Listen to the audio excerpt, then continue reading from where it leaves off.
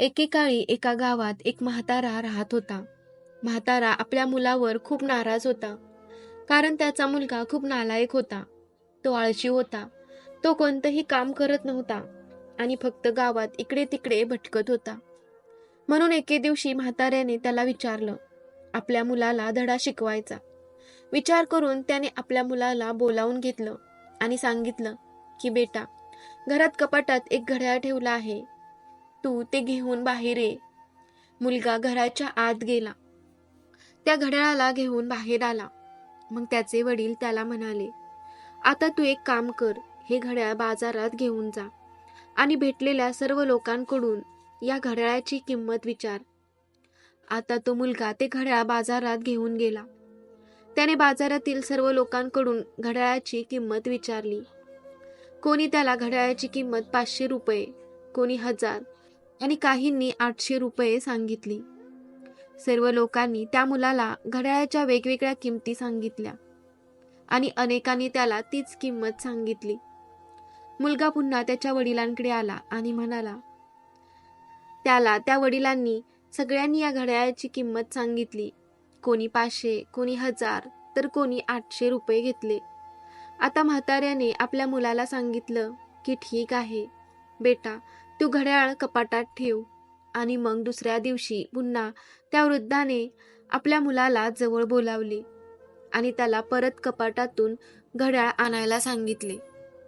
तो मुलगा पुन्हा जाऊन कपाटातून घड्याळ काढतो आणि आता म्हाताऱ्याने आपल्या मुलाला सांगितलं की जा आणि आज या घड्याळात चालू असलेल्या वेळेची किंमत विचार. पण मुलाला समजलं नाही त्याचे वडील त्याच्याकडून काय करून घेत आहे. तो दुःखी मनाने परत घड्याळ घेऊन बाजारात जातो आणि सर्व लोकांना त्या घड्याळाच्या आत चालू असलेल्या वेळेची किंमत विचारतो.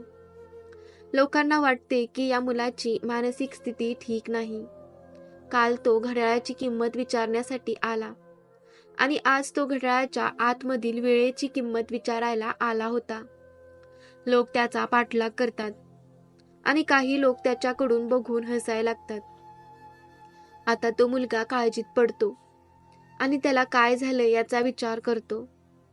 मग तो एका म्हाताऱ्याच्या दुकानात शेवटच्या वेळी जातो. म्हातारा खूप व्यस्त होता.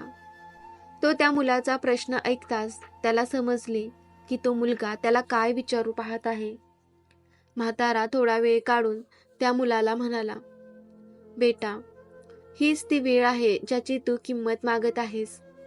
त्याची किंमत मोजता येणार नाही. करोडो देऊन सुद्धा तुला आयुष्याचा एक सेकंदही परत मिळणार नाही. म्हणूनच या वेळेचा योग्य वापर केला पाहिजे. वेळेत एक चांगली गोष्ट आहे आणि एक वाईट गोष्ट आहे. वाईट गोष्ट ही आहे की वेळ निघून जाते आणि चांगली गोष्ट ही आहे की तुम्ही ती कशावर खर्च करता ते तुमच्या हातात असते. प्रत्येकाकडे दिवसाचे 24 तास असतात. श्रीमंत आणि गरीब दोघांसाठीही हे तुमच्या हातात आहे. तुम्ही तुमच्या वेळेत नवीन काय करू शकता.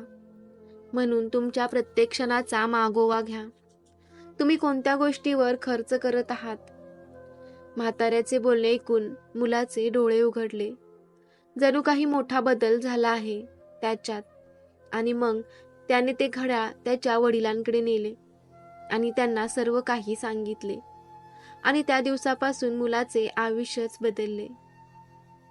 मित्रांनो, वेळ ही प्रत्येकासाठी मोकळी आहे, पण ती अनमोल आहे.